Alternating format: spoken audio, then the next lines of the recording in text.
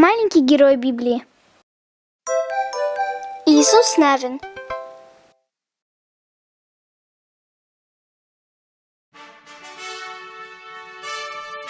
Бог сказал Иисусу Навину вести народ Израиля в землю обетованную. «Не бойся, потому что я с тобой», — сказал Бог Иисусу Навину. И Иисус Навин послал 2 разведчиков, чтобы они исследовали землю и великий город Иерихон.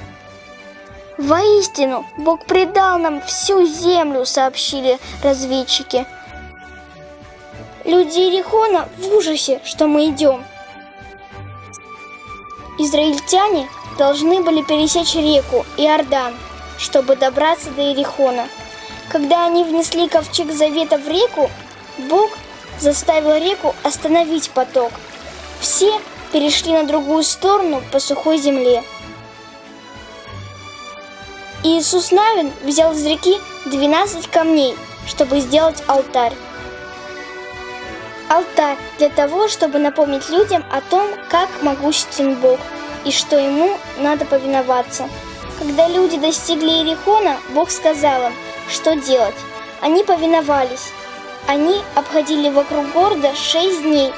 На 7-й день они строем обошли вокруг города 7 раз. Священники дули в трубы, люди кричали.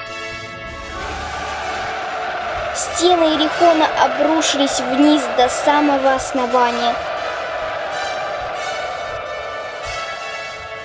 Иисус Навин был великим предводителем. Он и его люди повиновались Богу, и Бог дал им землю обетованную.